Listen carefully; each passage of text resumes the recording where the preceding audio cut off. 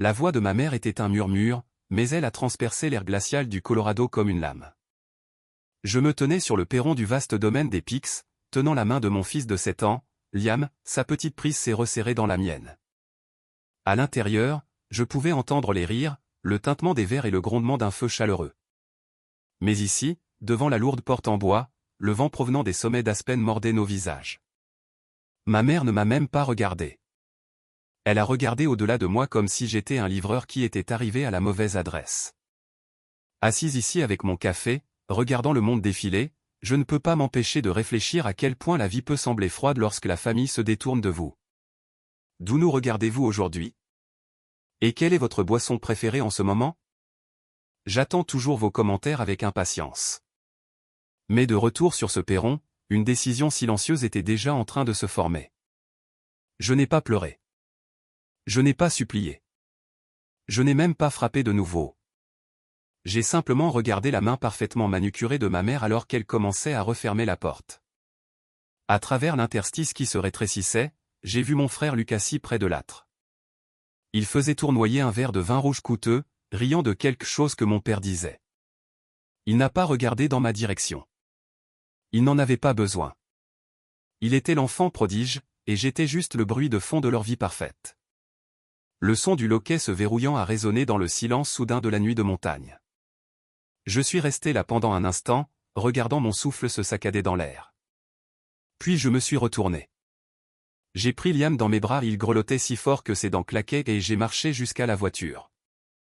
Mon mari, Jonathan, ouvrait déjà la porte passager. Il n'a pas dit un mot. Il a simplement pris Liam de mes bras, l'a attaché sur le siège arrière et l'a enveloppé dans une lourde couverture en laine. Assise sur le siège conducteur, fixant la neige qui s'accumulait sur le pare-brise, je n'ai pas ressenti la chaleur des bouches d'aération. J'ai ressenti une étrange clarté clinique. Pendant 32 ans, j'avais traîné une chaîne invisible. C'était une chose lourde et rouillée faite d'espoir et d'un besoin désespéré de validation. J'avais passé toute ma vie d'adulte à essayer de racheter ma place dans leur cœur. J'étais celle qui travaillait 80 heures par semaine en tant que décoratrice d'intérieur juste pour pouvoir m'offrir les cadeaux qui les faisaient sourire pendant 5 secondes. J'avais été l'investisseur silencieux dans leur version de la famille, payant toujours la facture, mais n'obtenant jamais de siège à table.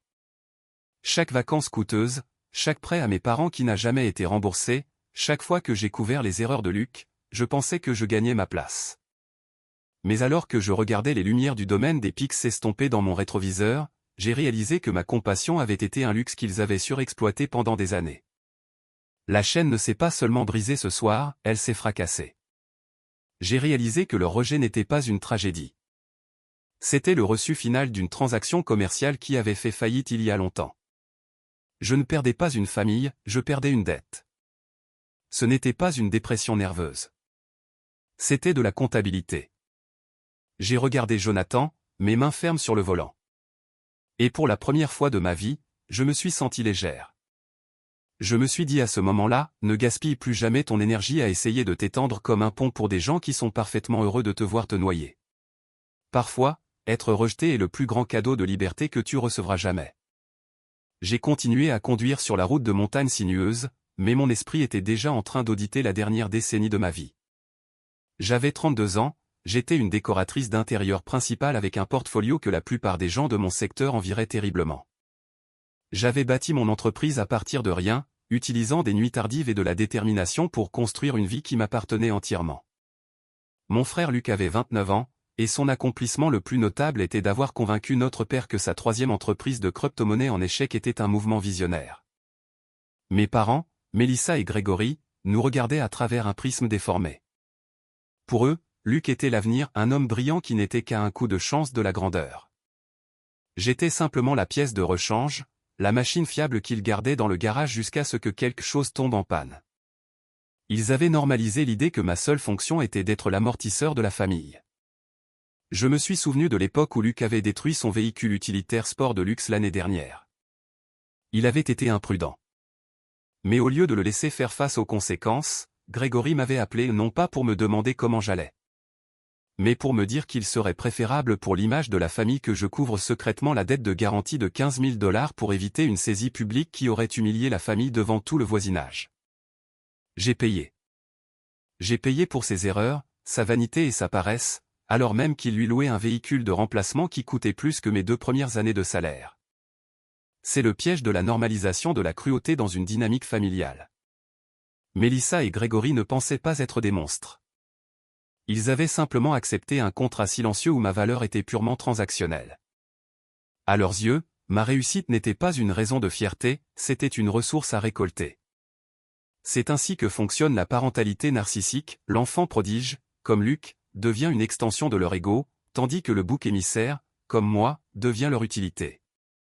Ils avaient besoin que je réussisse assez pour financer leur mode de vie, mais que je sois assez invisible pour ne jamais leur rappeler leurs propres échecs en tant que parent. Chaque Noël, j'arrivais au domaine des Pix avec des cadeaux qui me coûtaient des milliers de dollars, espérant que ce serait l'année où ils verraient enfin Olivia la fille, au lieu d'Olivia la banque. Mais plus je donnais, plus ils attendaient, et moins ils me respectaient. Debout sur ce perron ce soir, les regardant siroter du vin que j'avais probablement payé par le biais d'un prêt à Grégory, j'ai réalisé qu'ils n'avaient pas juste oublié ma réponse à l'invitation. Ils m'avaient délibérément effacé pour protéger le mensonge qu'ils vivaient. J'avais été l'investisseur silencieux dans leur version d'une famille heureuse. Mais ce soir, le marché s'était effondré, et je retirais enfin mon capital. Nous étions à environ 10 minutes sur la route de montagne sinueuse quand le téléphone a sonné. Le son a été brutal dans la voiture silencieuse, me faisant sursauter au point que j'ai failli dévier dans un banc de neige. J'ai regardé l'écran, grand-mère Patricia. Mon cœur a fait un lent et lourd tonneau dans ma poitrine. Une partie de moi voulait continuer à conduire, laisser les sommets d'Aspen engloutir nos feux arrière et ne jamais regarder en arrière. Mais je ne pouvais pas lui faire ça. Elle était la seule personne qui m'avait jamais vu comme plus qu'un filet de sécurité financier. Je me suis garé sur le côté de la route, le gravier crissant sous les pneus. J'ai répondu avec un souffle tremblant. « Allô, grand-mère. » Olivia, sa voix était tranchante, un ton que je ne l'avais jamais entendu utiliser avec moi auparavant. Elle n'était pas en colère contre moi, mais elle était dangereusement froide. « Fais demi-tour avec cette voiture immédiatement. »« Grand-mère, je ne peux pas, » ai-je dit, la voix serrée. « Maman nous l'a dit. Elle a dit qu'il y avait une limite de capacité stricte. Elle a dit que nous n'étions pas sur la liste et que nous devions rentrer chez nous. » Il y eut un silence à l'autre bout du fil si profond que j'ai cru que l'appel avait été coupé. Puis grand-mère Patricia a repris la parole, et ses mots étaient comme de l'acier. Je sais exactement ce que Mélissa a dit. J'étais dans la bibliothèque et je viens de vérifier les images de vidéosurveillance du perron. J'ai regardé ma fille fermer la porte à son petit-fils en plein blizzard. Cela s'arrête ce soir. Jonathan était assis à côté de moi, sa main trouvant la mienne sur la console centrale. Fais-le, Olivia. Fais demi-tour. J'ai regardé mon mari, puis Liam dans le rétroviseur. Il me regardait avec de grands yeux pleins d'espoir, la couverture toujours enveloppée autour de ses épaules. J'ai ressenti à nouveau le froid fantôme de ce perron, la morsure d'être effacé par ma propre mère. Mais grand-mère Patricia n'était pas comme eux. Elle avait construit le domaine des Pix avec sa propre détermination et son propre argent. Si elle donnait un ordre, cela signifiait que les règles de la maison étaient sur le point de changer. « Je reviens, grand-mère, » ai-je dit. « Bien, » a-t-elle répondu. J'ai raccroché et j'ai ressenti une poussée d'adrénaline. Ce n'était pas un retour à une fête où je n'étais pas désiré. C'était une convocation pour un règlement de compte. J'ai tendu le bras vers le siège arrière et j'ai attrapé mon sac d'ordinateur portable. À l'intérieur se trouvaient les dossiers que j'avais conservés pendant des années. J'avais les relevés bancaires montrant chaque dollar que j'avais versé sur les comptes de mes parents pour les aider à s'en sortir. J'avais la preuve des 15 000 dollars que j'avais payés pour sauver Luc de sa propre dette liée à l'échec de sa crypto-monnaie. Je ne revenais pas en tant que fille négligée, je revenais en tant que seule personne dans cette pièce qui possédait réellement son intégrité. Les chaînes invisibles n'étaient plus seulement brisées, elles étaient en train d'être forgées en une arme. Ce n'était pas une vengeance. C'était une prise de contrôle hostile de ma propre vie. Nous sommes retournés dans le chalet, mais l'atmosphère avait changé. La musique festive avait été coupée net, et les invités fortunés se tenaient en petits groupes chuchotants. Ma mère, Mélissa, et mon père, Grégory, se tenaient près du feu, leurs visages figés dans une performance de parents inquiets que j'avais vue 1000 fois. Luc était là aussi, s'appuyant contre le bar en acajou, essayant d'avoir l'air ennuyé, mais la façon dont il serrait son verre racontait une autre histoire. Grand-mère Patricia n'a pas attendu qu'ils commencent leur numéro. Elle s'est dirigée droit vers le bout de la longue table à manger et est restée debout, ses mains posées sur le bois poli. « Nous ne mangeons pas encore », a-t-elle dit, sa voix résonnant dans chaque coin de la pièce avec un poids qui rendait l'air lourd. « Parce que nous n'en avons pas fini avec la vérité. » Elle a tourné son regard acéré vers Luc. « Luc, serais-tu assez aimable pour aller chercher la collection de montres anciennes de ton grand-père dans le coffre-fort de la bibliothèque, celle évaluée à 120 000 $? Je pense qu'il est juste que nous exposions le meilleur de notre histoire familiale ce soir. » La pièce est devenue absolument silencieuse. J'ai regardé Luc se figer. Il a cligné des yeux rapidement, une perle de sueur apparaissant sur sa tempe malgré la fraîcheur du chalet. « Les montres, a-t-il bégayé. Je ne pense pas que nous en ayons besoin, grand-mère. C'est un souci de les sortir. »« Je les veux, » a dit grand-mère Patricia d'une voix qui ressemblait à un piège qui se referme.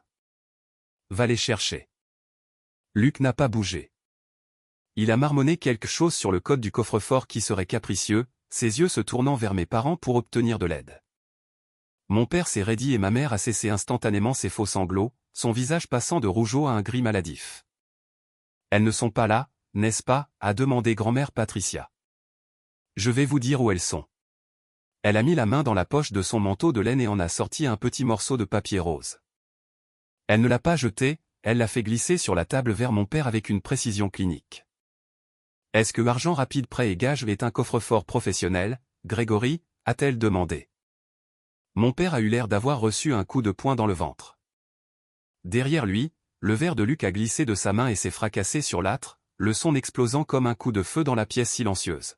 « J'ai trouvé ce reçu de mise en gage dans la chambre de Luc ce matin, » a continué grand-mère Patricia, sa voix devenant de l'acier. Il était si désespéré d'avoir de l'argent liquide qu'il s'est laissé dépouiller par une boutique de prêteurs sur gage louche, bradant un héritage de 120 000 $ pour seulement 15 000 $. Il n'a pas seulement volé la mémoire de mon mari, il l'a jeté pour des centimes. Et pourquoi? Pour couvrir un autre investissement raté en crypto-monnaie. Elle a tourné son regard vers Mélissa. Et tu le savais. C'est pour cela que tu ne voulais pas d'Olivia ici ce soir. La réalisation m'a frappé plus fort que le froid sur le perron. J'ai regardé l'armoire d'exposition vide dans mon esprit. Je l'aurais remarqué, ai-je chuchoté. Je suis la seule qui nettoie ses vitrines chaque veille de Noël. Exactement, a dit grand-mère Patricia. Tu avais besoin qu'Olivia soit partie, non pas parce qu'elle était difficile, mais parce qu'elle est la seule personne de cette famille avec assez d'intégrité pour remarquer un crime. Tu as chassé ta propre fille pour protéger un voleur. Le silence dans la pièce n'était plus seulement gênant, il était dégoûté. Mais le coup final restait à venir.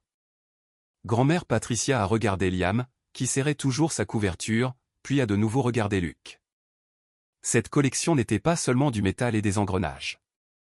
J'avais déjà mis à jour mon testament pour laisser ces montres à Liam comme son futur fonds pour l'université. Tu n'as pas seulement volé de l'argent, Luc. Tu as volé l'avenir d'un enfant de 7 ans. Mélissa s'est assise, pleurant dans une serviette en lin coûteuse. Mais c'était une performance que j'avais vue 1000 fois, la martyre, la sainte qui voulait seulement que Noël soit parfait pour tout le monde.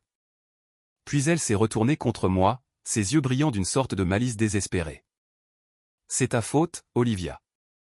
Si tu n'avais pas été aussi égoïste avec ton entreprise, si tu avais juste aidé ton frère quand il avait des difficultés avec ses investissements, il n'aurait pas eu à faire ça. L'audace était à couper le souffle. Ma mère essayait de présenter le crime de mon frère comme un échec de ma charité. Elle tentait de mettre en balance son vol et mon manque de soutien.